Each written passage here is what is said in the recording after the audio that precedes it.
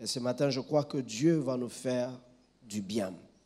Alors, comme je l'ai promis, nous allons parler sur un thème spécial, devenir une exception. Devenir une exception. Le deuxième culte, c'était fort. Je ne sais pas ce que Dieu réserve pour nous dans ce culte, mais je sais que ça sera encore fort parce qu'il ne manque jamais son rendez-vous. Dieu ne manque jamais son rendez-vous. Je disais que Dieu ne manque jamais son rendez-vous. Alors nous sommes dans le livre 1 Samuel, 1 Samuel, chapitre 17. 1 Samuel, chapitre 17. Merci Seigneur.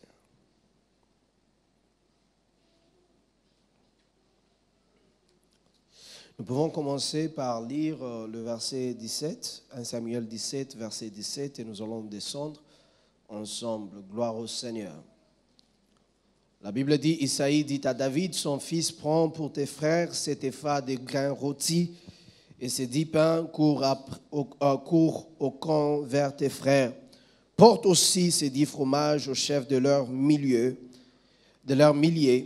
Tu verras si tes frères se portent bien et tu m'en donneras des nouvelles sûres. Ils sont avec Saül et tous les hommes d'Israël dans la vallée des Térébintes, faisant la guerre aux Philistins. David se leva de bon matin. Il laissa les brebis à un gardien pris à sa charge et partit.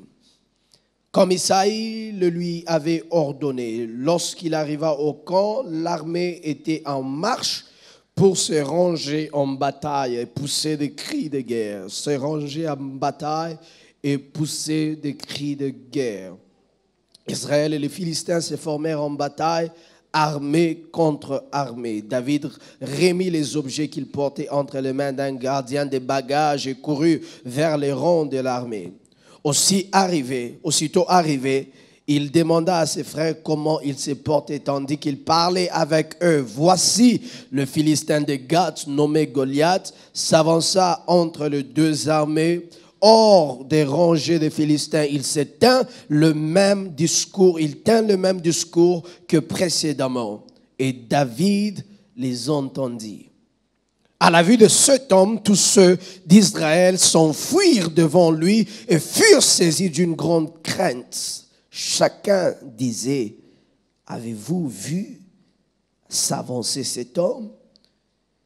C'est pour jeter à Israël un défi qu'il s'est avancé. Si quelqu'un le tue, le roi le comblera des richesses et il lui donnera sa fille. Il affranchira la maison de son père en Israël. David dit aux hommes qui se trouvaient près de lui, que fera-t-on à celui qui tuera ce Philistin et qui ôtera l'opprobre de dessus Israël? Qui est donc ce Philistin? C'est incirconcis pour insulter l'armée du Dieu vivant. Le peuple répétait la même chose et lui dit, c'est ainsi qu'on le fera à celui qui le tuera. Eliab, son frère aîné, qu'il avait entendu parler à ces hommes, fut enflammé de colère contre David et il dit, pourquoi es-tu descendu? À qui as-tu laissé ces peu de brebis dans le désert? Je connais ton orgueil et la malice de ton cœur. C'est pour voir la bataille que tu es descendu. Wow. David répondit, qu'ai-je donc fait? Ne puis-je pas parler ainsi? Il se détourna de lui pour s'adresser à un autre et fit les mêmes questions. Le peuple lui répondit comme la première fois. Lorsqu'on eut attendu les paroles prononcées par David, on les répéta devant Saül qui les cherchait. David dit à Saül que personne ne se décourage à cause de ce Philistin. Ton serviteur ira se battre avec lui. Ceci est la parole de Dieu. Aide-moi à dire à une personne à côté de toi, tu seras une exception. Si cette personne-là semblait ne pas écouter, est-ce que tu peux changer de voisin et dire tu seras une exception? Extraordinaire, j'aimerais te dire que tu seras une exception. Des fois, nous voyons que c'est vraiment logique à ce que les gens puissent généraliser les cas. C'est vraiment facile, logique, à ce qu'une personne, à cause d'une expérience qu'il a connue avec 2 ou 3 personnes, de généraliser les cas et dire ils sont tous pareils. J'ai rencontré celui-là, j'ai rencontré celui-ci, j'ai rencontré l'autre. Ils sont tous pareils. Il y a quelque temps, en Afrique du Sud, il y avait tellement des événements négatifs qui s'est propagés par rapport à la violence faite aux femmes, aux enfants. Et il y avait un hashtag sur Twitter qui disait « Men are trash ». Les hommes sont des poubelles. Ou les hommes sont des poubelles. Alors, on va voir qu'il y avait plusieurs personnes qui voulaient se lever et se défendre par rapport à cet hashtag qui disait que les hommes sont des poubelles. Ils disent que non, moi je ne suis pas une poubelle. Moi, je ne suis pas une poubelle. Moi, je ne suis pas une poubelle. Mais la vérité est celle-ci. Lorsqu'il y a quelques personnes qui font la même chose, ce qui semble être principe, c'est de généraliser les cas. Mais en oubliant qu'à tout cas qui est généralisé, il y a des exceptions. Il y a des exceptions. Dans chaque famille, il y a des exceptions. Dans chaque communauté, il y a des exceptions. Dans chaque église, il y a des exceptions. Dans tout ce que nous pouvons voir comme une expérience de manière généralisée, nous devons savoir qu'il y a toujours des exceptions. Le problème avec avec la généralisation des choses, c'est que vous avez le même traitement où vous êtes vu du même angle que celui qui est condamné ou celui qui est coupable. C'est-à-dire, tu peux n'avoir rien fait, tu peux n'avoir rien dit, mais parce que tu fais partie du groupe, parce que tu fais partie de la communauté, tu es vu de la même œil. Mais j'ai dit à une personne ce matin que toi, tu vas te démarquer. Je disais que toi, tu vas te démarquer. Je disais que toi, tu vas te démarquer. Je disais que toi, tu vas te démarquer. Je disais que toi, tu vas te démarquer. Il y a des gens qui ne font plus confiance à cause de leur expérience passée. Il y a des personnes qui ne savent plus avancer à cause de ce qu'ils ont connu. Il y a des personnes qui sont devenues encore plus sceptiques à cause des expériences passées. Parce que là où il y a une manière de voir généralisée, vous allez comprendre que tout est mis dans un sac. Mais voici ce que vous devez savoir. Lorsque Dieu commence à faire un travail dans la vie d'une personne, vous pouvez ressembler à la même personne de manière physique, mais Dieu est en train de changer votre intérieur. La première des choses que Dieu commence à faire lorsqu'il touche une personne ou lorsqu'il rencontre une personne, c'est que Dieu commence à changer sa manière de voir les choses, sa manière de vivre la vie, et son intérieur commence à changer. La deuxième des choses que vous devez comprendre en ce qui concerne les exceptions, ils peuvent avoir un passé commun mais un avenir différent. Vous pouvez avoir tous un passé commun. Vous venez tous d'une même tribu. Vous venez tous d'un même village. Vous venez tous d'une même région. Vous venez tous d'une même église. Mais vous devez savoir qu'il y a quelque chose d'exceptionnel à ta vie que Dieu a placé et a réservé uniquement à toi. Les exceptions peuvent être sur la même expérience, peuvent vivre les mêmes défis ou tribulations, mais ils ont une autre perception des choses. Ma prière ce matin est que Dieu t'aide à ajuster ta perception. Parce que je comprends que le problème de foi n'est pas ce qu'on traverse, mais c'est notre perception de ce qu'on traverse. Vous savez, il y a certaines choses que tu crois que c'est un problème, mais c'est un avantage. Come on, somebody. Tu crois que c'est un problème, mais en réalité, c'est un avantage. Parce que Dieu les a placés ainsi, parce qu'il savait, si je dois utiliser ce problème, ça serait la porte à ce que tu dois être. Ma prière est que Dieu puisse ajuster ta perception. Il y a des gens, lorsque le pays tombe en crise, ils croient qu'il n'y a plus rien de bon. Je dois partir. Je dois tout laisser. Mais un autre trouve l'opportunité de faire tout ce que les autres ne pouvaient pas faire.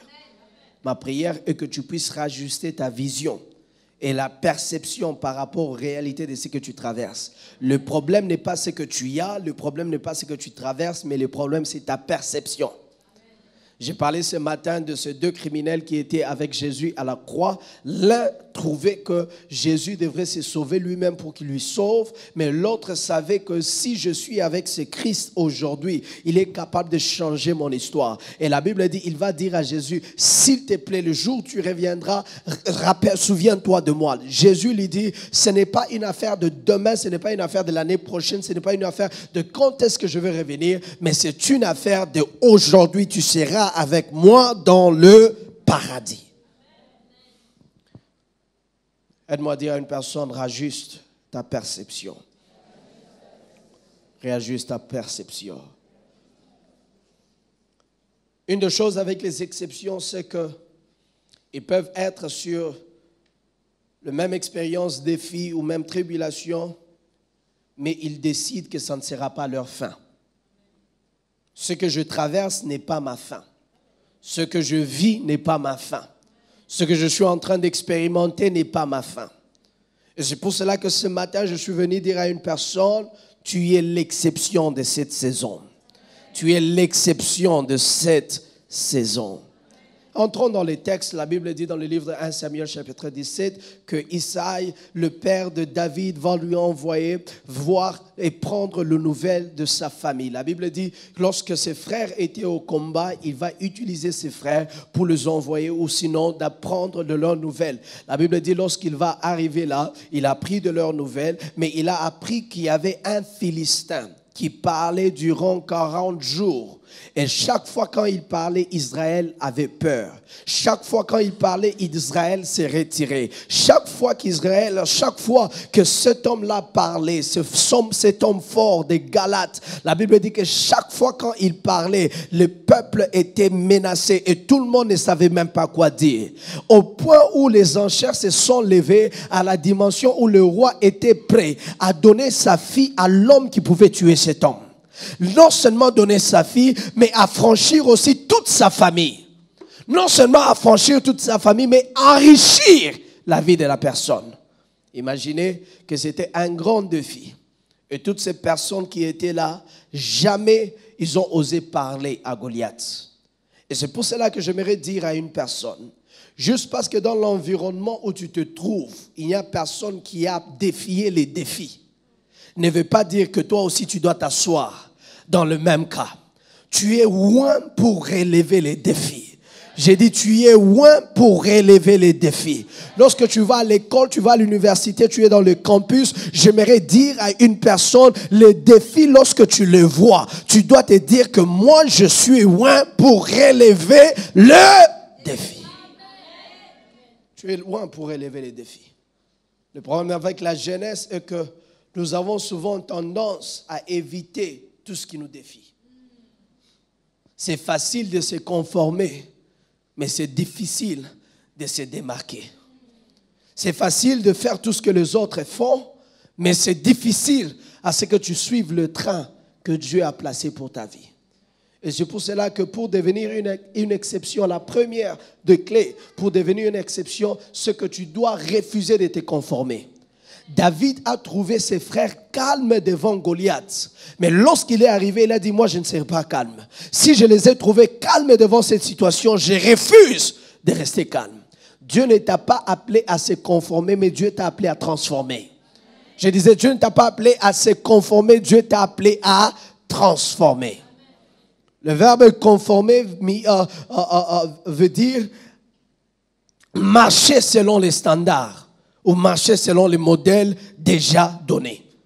Il y a des choses que les gens ont imposées, c'était par rapport à leurs limitations. Il y a des choses que les gens ont décidées, c'était par rapport à leurs limitations. Mais la façon dont Dieu t'a créé, c'était pour vaincre les limitations. Alors si on te dit, non, il faut marcher seulement et faire 1 kilomètre, peut-être la personne qui a donné cette loi ne pouvait pas aller au-delà. C'est pour cela qu'il a dit 1 kilomètre.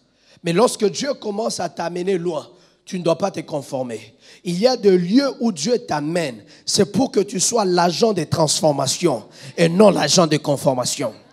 Il y a des personnes que vous devez savoir. C'est pour cela que la Bible nous appelle sel de la terre, lumière du monde. Parce que nous ne sommes pas appelés à être conformés dans le monde dans lequel nous vivons. Et c'est pour cela, si tu dois être une exception, il faudra refuser de se conformer. Lorsque David est arrivé, il a trouvé comment est-ce que ses frères étaient. Mais lorsqu'il a écouté Goliath parler, il ne voulait pas lui entendre encore une fois de plus. Il a commencé à se renseigner. Que ce qui fait peur aux autres te donne le courage de confronter. Il y a quelques points qui permettent ou qui font à ce que les gens puissent se conformer. La première des choses, c'est la peur d'être différent. Pourquoi les gens se conforment? Première raison, la peur d'être différent. Vous savez, il y a la pression de se conformer dans notre génération. On veut être comme tout le monde, on veut parler comme, on veut être comme, on veut s'habiller comme. Et je bénis Dieu pour la vision qu'il donne au 3e culte. C'est une vision qui ne se conforme pas aux standards et à ce qui a été fait avant. Et une des choses que tu dois savoir est que si tu peux vaincre la peur d'être différent, tu vas innover. Si tu peux vaincre la peur d'être différent, tu seras un pionnier. J'ai dit tu seras un pionnier. Je disais que tu seras un pionnier. Peu importe soit l'âge que tu as, je disais que tu peux être un pionnier si tu as la force et le courage de défier ce que les autres se sont conformés. Et c'est pourquoi il faut vaincre la peur d'être différent. Une des choses aussi qui permet à ce que les gens se conforment, c'est le manque de vision.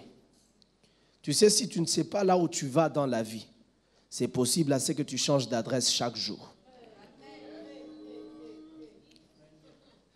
Est-ce que je peux avoir 3 communes? Parce que vraiment, c'est la première fois, la prochaine fois, 3 communes faciles à prononcer. Akanda, Ovendo, Libreville. Akanda, Okendo, Libreville. Ovendo. Akanda, Ovendo, Libreville. Ce que toi tu cherches est à Libreville. Si tu as la vision que ce que tu cherches est à Libreville, qu'est-ce que tu ferais dans le bus qui part à Akanda? Non, parce que mes amis sont dans le bus qui part à Akanda. Toi, ce que tu cherches, c'est à Akanda ou à Libreville? Non, tous ceux-là que je suis sont dans le bus en train de partir à Ovendo. Tous ceux-là que j'aime sont dans le bus en train de partir à Ovendo. Est-ce que toi, ce que tu cherches est à Ovendo? C'est-à-dire que l'objectif dans la vie, ce n'est pas de poursuivre ce que les autres font, mais c'est de suivre ce que toi tu cherches.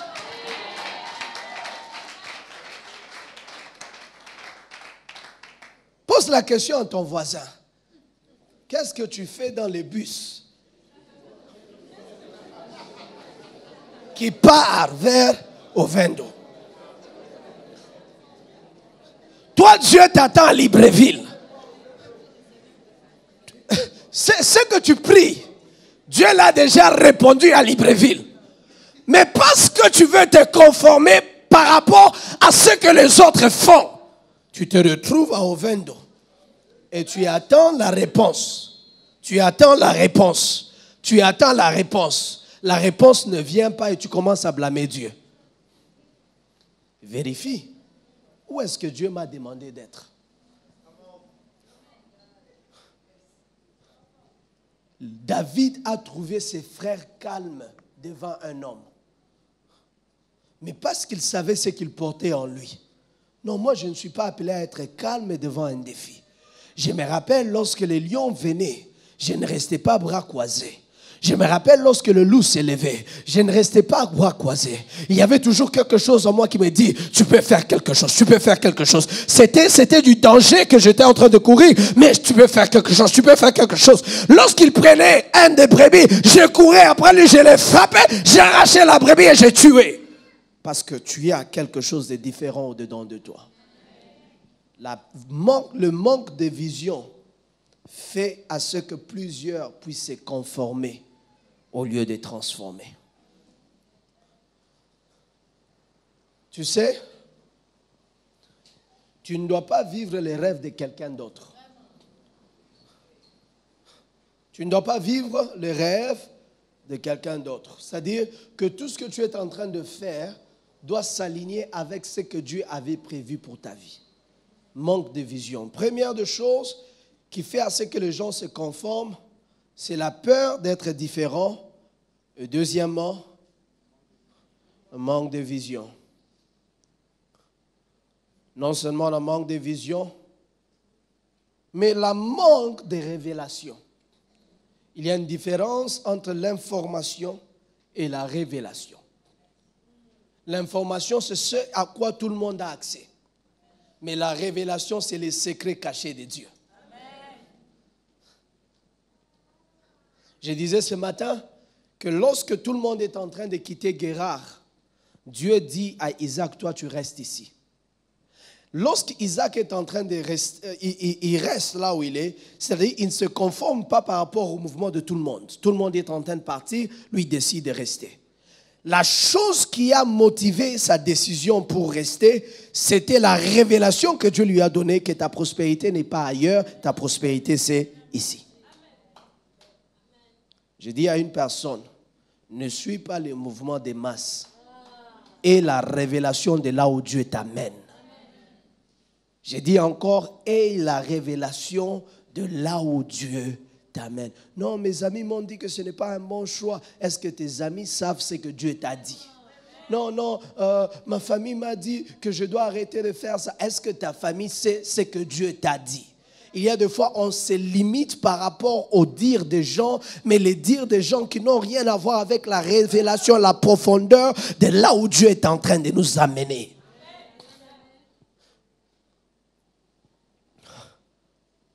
Pour devenir une exception, tu dois refuser de te conformer. La raison pour laquelle les gens ont peur de se conformer ou ont un manque ou refusent de se conformer, la peur d'être différent, la manque de vision et la manque de révélation.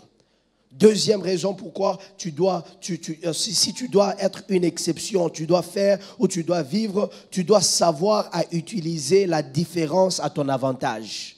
Ce qui te rend différent, c'est ton avantage. Je disais, ce qui te rend différent, ce qui est différent en toi, c'est ton avantage. Je disais que ce qui est différent en toi, c'est ton avantage. Il y a quelques années, on pose la question à Bishop T.D. Jakes, seras-tu le prochain Billy Graham? Il dit, est-ce que tu seras, parce que l'ampleur que tu es en train de partir avec, c'est comme si tu seras le prochain Billy Graham. Mais peut-être je ne suis pas appelé à être le prochain Billy Graham, mais je suis appelé à être la plus grande version de T.D. Jakes qu'il peut avoir. Ce que je vais dire à une personne, tu n'as pas besoin d'être comme pour être exceptionnel. Tu as juste besoin d'être toi. Tu as besoin juste d'être toi. Maman Carole, ce que je comprends avec Dieu, c'est que on a voulu donner à David l'armure de Saül pour battre Goliath. Mais lorsqu'il va mettre l'armure de Saül, il va comprendre que non, ça, c'est pas moi. Moi, j'ai combattu dans la brousse sans parure, sans caca, sans quoi que ce soit. Et j'ai pu vaincre. C'est ce même Dieu-là. Ce même Dieu-là. Moi, j'ai l'onction sauvage. Ce n'est pas l'onction des grades. Ce n'est pas l'onction de costume. Ce n'est pas l'onction de quoi que ce soit. Moi, je marche d'une telle manière. Tu dois être confortable avec toi-même. J'ai dit, tu dois être confortable avec toi-même. Je disais que tu dois être confortable avec... Hey! Vous savez, des fois, il y a des prières que je veux faire, mais je ne sens pas que le français, c'est assez. Je dois rentrer dans la racine. Tu te débarrasses de tout ce qui est vêtements, tu te débarrasses de tout ce qui est connaissance, tu te débarrasses de tout ce qui est armure. Tu rentres dans la racine, tu commences à parler dans ta langue maternelle. Et là, tu commences à sentir maintenant, là, Dieu est en train de m'écouter. Ce n'est pas une affaire de français ou anglais, mais c'est une affaire de sentir, dans la peau que Dieu t'a appelé à faire. J'aimerais dire à une personne, il y a des choses que Dieu t'a appelé à faire, mais tu as besoin d'être toi pour les vaincre.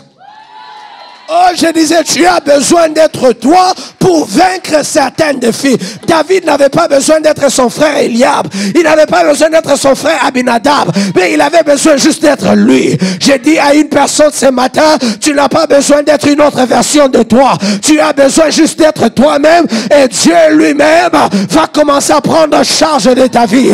Je déclare et je décrète dans le nom de Jésus. Sois là où tu es. La version que tu es. La version exceptionnelle, la version différente, c'est ce qui va terrasser les montagnes dans ta vie, les montagnes dans ta famille et les désordres de plusieurs générations. Que quelqu'un dise Alléluia. Oh, je comprends que ce n'est pas tout le monde qui sera dérangé par ce qui te dérange.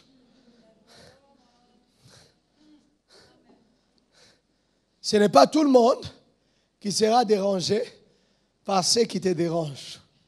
Toutes les fois que j'ai eu l'opportunité de prêcher ce message, j'ai dit souvent aux gens que ma femme n'a pas de problème de dormir avec la lumière. Mais moi, je ne sais pas fermer l'œil avec la lumière. Je peux être fatigué comme tout, mais avec la lumière, je ne sais pas dormir. Alors, l'un d'entre nous doit décider d'aller éteindre la lumière. Maintenant, la personne qui doit avoir la force d'aller éteindre la lumière, c'est la personne qui est dérangée par la lumière. Parce que ça ne la dérange pas. Qui est la lumière, qui n'est pas la lumière, elle va dormir. Mais pour moi, je ne sais pas fermer l'œil. C'est-à-dire, lorsque c'est l'heure pour éteindre la lumière, il y a une seule personne qui doit la faire. Ce n'est pas la personne qui n'est pas dérangée, mais c'est la personne qui est dérangée par la lumière qui ira l'éteindre. Il y a des problèmes qui ne vont pas déranger ton voisin, qui ne vont pas déranger ton frère, qui ne vont pas déranger ta soeur. Mais si ça te dérange, toi, c'est l'indication que Dieu t'a appelé à ce que tu changes la chose. Tape la main de ton voisin et dis, cette chose me dérange. Ce qui te dérange est l'indication de ce que tu dois changer. La plupart des choses que je comprends qui a été innové dans cette église a été inspiré par un dérangement dans l'esprit. Ce que tu ne supportes pas, c'est ce que tu vas appeler. Tu es appelé à changer. Ça ne dérangeait plus tout Israël de voir Goliath s'élever, parler, insulter, mépriser. Et tout le monde s'est retiré même, chaque fois. Mais David est venu une fois, c'était assez. Une fois, c'était assez pour qu'il fasse quelque chose. Mais ces gens, 40 jours, durant cet homme insulté, mais ils n'ont rien fait. Matin, soir, on vient vous servir petit déjeuner, on vient vous servir, c'est quoi, dîner, le souper, on vient vous servir matin, soir, tu ne fais rien, tu n'es pas dérangé. C'est pour cela que Goliath va continuer. Mais on a besoin d'une personne qui est dérangée par les insultes de Goliath. Et lorsque tu es dérangé par les insultes de Goliath, tu te dis non, je suis différent, non, je suis extraordinaire, non, je suis différent, non, je suis exceptionnel. Dieu m'a, ouais. Je dis Dieu m'a pour changer les choses que je ne sais pas supporter. Oh oui. Si la situation ne te dérange pas, tu ne vas jamais la changer. Si la situation ne te fatigue pas, tu ne vas pas la changer. C'est pour cela, pour être une personne extraordinaire ou une personne exceptionnelle, tu as besoin de savoir qu'est-ce qui me fatigue. Qu'est-ce que je ne sais pas supporter. Et troisième chose, pour être une exception, tu dois constamment te rappeler que ce que les autres sont, moi je ne suis pas. Ce que les autres sont, moi je ne suis pas. Dans le livre des Hébreux, la Bible dit, Hébreux 11, 24, toutes les fois, la Bible dit que lorsque Moïse est devenu à l'âge, il a refusé d'être appelé fils de la fille de Pharaon. Pourquoi? Parce que toutes les fois que la maman de Moïse avait l'opportunité d'allaiter Moïse, il est rappelé, toi tu n'es pas un Égyptien, tu es un Hébreu. Tu n'es pas un Égyptien, tu es un Hébreu. Tu n'es pas un Égyptien, tu es un Hébreu. Tu n'es pas un Égyptien, tu es un Hébreu. Et lorsqu'il est venu à l'âge, il a compris, je ne suis pas eux. Et qu'est-ce qui va se passer? La Bible dit, un jour il va voir un Égyptien maltraiter un Hébreu. Et qu'est-ce qu'il va faire? Il va regarder gauche et droite et il va intervenir par rapport à son frère. Il va intervenir pour son frère. Et la Bible dit, lorsqu'il va tuer l'Égyptien, il va le mettre sous terre. Et quelque temps après, la Bible dit qu'il est revenu et il a vu deux Hébreux se battre. Il voulait intervenir pour les séparer. Pas pour tuer, mais les séparer. Mais l'Hébreu va lui dire, toi qui t'as mis, juge sur nous. Et la Bible dit, il dit, certainement cette chose est connue. Et il s'enfuit dans les déserts pendant 40 ans. Imaginez 40 ans de plus parce qu'une personne a refusé d'être différent. J'ai dit à une personne ce matin que Dieu est sur le point de changer de choses. Mais es-tu prêt à accepter d'être différent? Es-tu prêt à accepter que tu es le sel de la terre? Es-tu prêt à accepter que tu es la lumière du monde? Es-tu prêt à accepter que ce que les autres vivent, ce n'est pas ta vie? Es-tu prêt à accepter que le modèle avec lequel le monde est en train de partir, moi j'ai une autre référence. Ma référence c'est Christ. Ma référence c'est Jésus. Ma référence c'est mon Dieu. Tout ce qu'il dit dans sa parole, je décide de faire de ça ma vie. C'est en devenant une exception que Goliath va tomber. J'aimerais dire à une personne, il y a des choses que là où tu es, tu ne sais plus les supporter. Dieu me dit de te dire, c'est une indication que tu es différent. J'aime ce que la Bible dit dans le livre d'Exode chapitre 1 et le verset 19. Exode chapitre 1 et le verset 19. On a donné l'ordre à ce que les aides-accoucheuses, merci Seigneur, les aides-accoucheuses puissent tuer tous les enfants mâles qui naissaient. Mais la Bible dit que ces femmes ont décidé d'obéir à Dieu, de craindre Dieu, plus qu'ils craignaient Pharaon. Qu'est-ce qui va se passer ici? Et qu'ils vont partir devant Pharaon pour répondre parce qu'il ne comprenait pas comment est-ce que les enfants continuaient à grandir, continuaient à naître. Il y avait toujours de nouvelles naissances de garçons. Et ils ont dit à Pharaon, les femmes hébreues ne sont pas comme les femmes égyptiennes. Avant qu'on arrive, elles ont déjà accouché.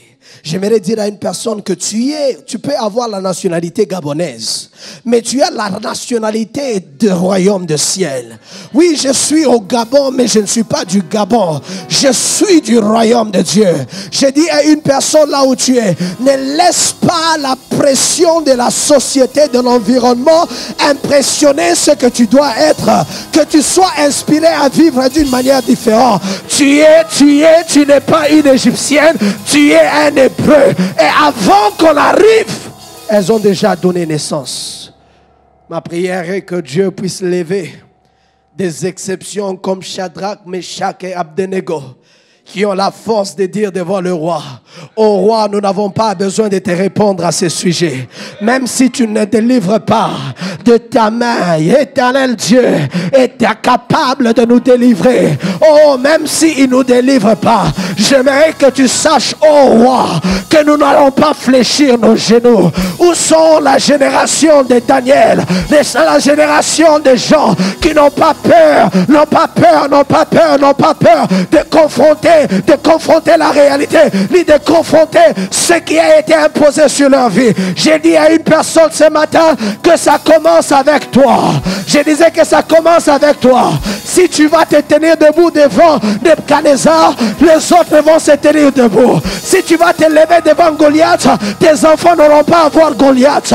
Il y a des choses que nos enfants vont voir parce que nous avons eu peur de les confronter. Il y a des choses, si tes parents avaient la sagesse et l'intelligence et la révélation de savoir que lorsque le problème est venu, ils devaient tuer ces problèmes, mais ils ont laissé ces problèmes vivre. Et aujourd'hui, toi aussi, tu es en train de faire face à la même montagne. Mais je dis pour toi, ça ne sera pas la même chose. Je dis pour toi, ça ne sera pas la même chose. Mes enfants ne vont pas voir mon Goliath. Mes enfants ne vont pas voir Nebuchadnezzar. Parce que moi, j'ai décidé que je serai différent. Moi, j'ai décidé d'être une exception. Nous sommes de la génération de ceux-là qui n'ont pas fléchi devant Jézabel, devant le Dieu de Baal. Je déclare à une personne, tu fais partie du reste. Je dis, tu fais partie du reste. Je dis, tu fais partie du reste. Je disais, tu fais partie du reste. Tape la main de ton voisin et dis, tu fais partie du reste. Ne fléchis pas, ne fléchis pas, ne fléchis pas, ne fléchis pas. Ne fléchis pas, ne fléchis pas, ne fléchis pas. Tu es de la génération de Mardoché. Bien que Aman s'est levé et il a dit, toute personne qui me voit passer doit fléchir devant moi. Tout le monde a fléchi, mais il y avait un homme qui s'est levé. Et la Bible dit, Aman va poser la question, qui est cet homme qui est resté debout pendant que moi j'étais en train de passer? Et on va lui dire, il s'appelle Mardoché. Qu'est-ce qui va se passer? Il sera un ennemi juré de Mardoché. Mais bien qu'il ait un ennemi juré de Mardoché, il y avait un Dieu à côté de Mardoché. Pendant que tu te sens seul, il y a un Dieu qui est ton appui. Pendant que tu te sens que tu ne peux pas tenir, il y a un Dieu qui est ton appui. Je déclare au nom de Jésus, deviens une exception. Deviens une exception. Démarque-toi de ta famille, démarque-toi de tes amis. Va plus loin, va plus loin, va plus loin, va plus loin. Je dis va plus loin. Cours plus vite, cours plus vite, cours plus vite.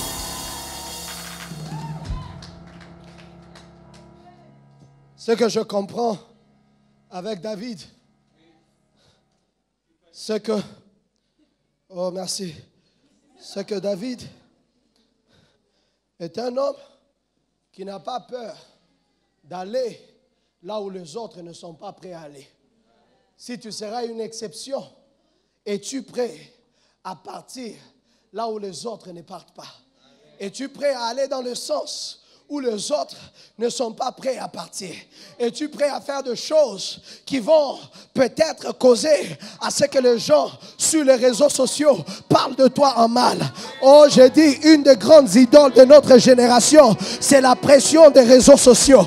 Je dis à une personne, si les réseaux sociaux doivent imposer les changements, je refuse et je veux être différent. Avec aïe aïe aïe aïe aïe. Hey!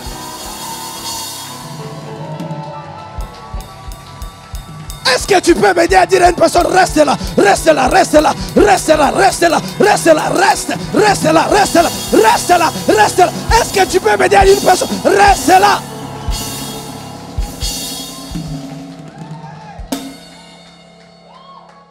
Il suffit que tu parles en mal de Beyoncé. Et il y a ce qu'on appelle les beehives qui seront dans tous tes réseaux, dans toutes tes pages. Ils vont t'harceler jusqu'à ce que tu puisses fermer tous tes comptes. Mais je dis à une personne, qu'il y ait des beehives, qu'il n'y ait pas de beehives, moi je suis convaincu qu'il y a des choses que Dieu nous dira de faire qui ne sera pas populaire, mais nous avons la force. Nous avons la force. Nous avons la force. La force ne vient pas de nous, mais la force vient de celui qui nous a mandatés. La force vient de celui qui nous a mis à part.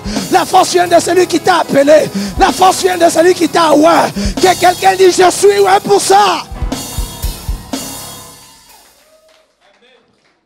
Vous savez ce qui se passe? Je finis. Vous savez ce qui se passe? Et que lorsque David prend, comment on appelle ça?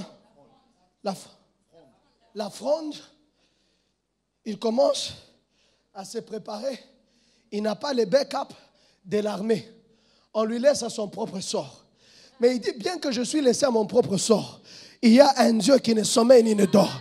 Pendant que je suis en train de prendre la pierre, l'Éternel Dieu des armées est déjà dans ce combat. Pendant que je suis en train de prendre cette fronde, l'Éternel Dieu s'est déjà impliqué. J'ai dit, le combat que tu es en train de combattre n'est pas un combat que tu gagnes seul. C'est un combat avec le nom de Yahweh. Ce n'est pas pour toi-même. Ce n'est pas pour toi-même que tu es en train de gagner ce combat, mais c'est pour la cause de Dieu. C'est pour cela que nous devons prier pour nos leaders.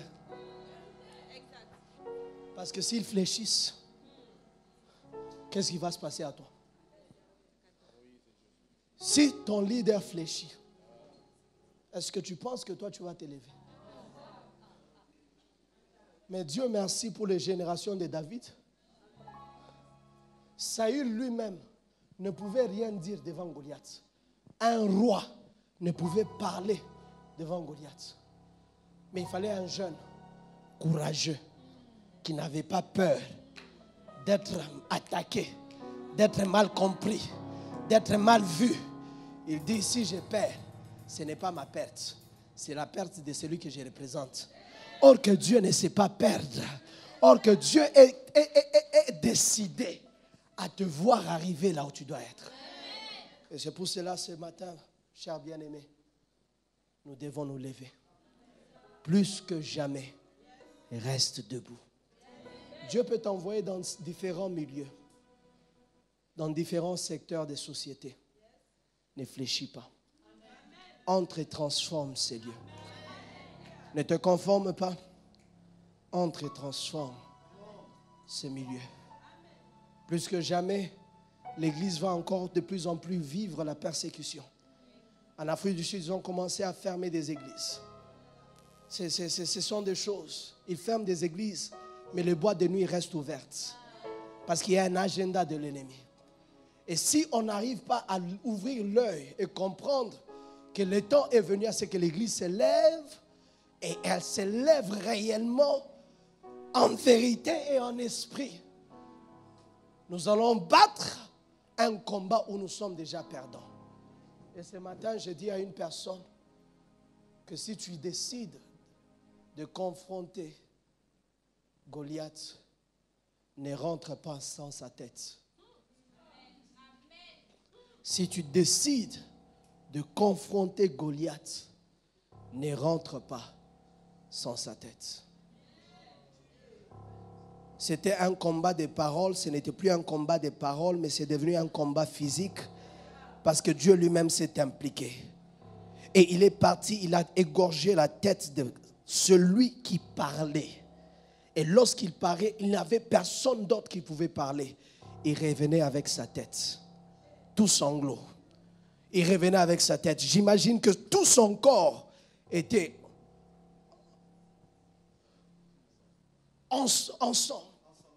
ensanglanté. Tout son corps ensanglanté. Mais cependant, avec la tête de celui qui personne ne pouvait parler devant. Est-ce que ça peut être possible à ce que tu sois la personne qui amène la tête de ce qui a fait peur à toutes les générations avant toi? My God. Est-ce que tu peux être la personne qui ramène la tête de cette malédiction des générations? Tu la ramènes. Tu dis, si mon grand-père n'a pas pu le vaincre, si mon père n'a pas pu le vaincre, voici la tête de ce qui a tué ma famille. Voici la tête de ce qui a causé la terreur. Voici la tête, voici la tête. Et ce ne sont que des exceptions qui peuvent faire ce travail. Ma prière, je vois beaucoup de jeunes aujourd'hui. Utilisons de la force et du zèle afin que nous soyons radicaux dans notre milieu. On n'a pas besoin de jouer de deux côtés pour être pris de bon côté. On n'a pas besoin de faire ici et faire là pour être cool avec le monde. L'amitié avec le monde, c'est l'inimitié avec Dieu. Prends la position. Décide de devenir une exception. N'aie pas peur d'être différent. Aie tes yeux fixés sur la vision. Ce qui te dérange, c'est une indication de ce que Dieu t'a appelé à changer. Et j'ai pris ce matin, lorsque tu quittes ces lieux, que ces messages résonnent dans ton esprit et que tu t'élèves comme une différence. Lève-toi là où tu es, tu dis après moi, Éternel. Lève-toi avec confidence et dis, Éternel, cet après-midi, j'ai écouté ta parole. Je refuse de me conformer à la société ou le monde dans lequel je vis. Il y a des choses qui se sont passées avant moi, pour lesquelles certaines personnes étaient calmes. Mais moi, oh Dieu, tu m'as permis de voir des choses autrement. Je prends le pouvoir, je prends l'autorité pour changer ce que les autres ont laissé vivre. Yahweh, ce matin, au nom de Jésus, la tête de Goliath qui a terrorisé ma famille, mon travail, les générations avant moi. Oh Dieu, au nom de Jésus, je déhache, j'anéantis, je décapite la tête de Goliath dans le nom de Jésus. Étant une exception, je déclare que les choses que je ne sais pas supporter sera, oh Dieu, une indication de ce que tu m'as appelé à changer. Donne-moi la force de changer et d'assumer le changement.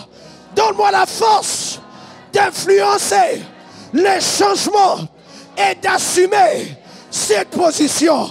Éternel, ouais-moi, ouais-moi, ouais-moi, ouais-moi, ouais-moi dans mon secteur, ouais-moi dans le domaine où je travaille, ouais-moi dans ma profession, ouais-moi.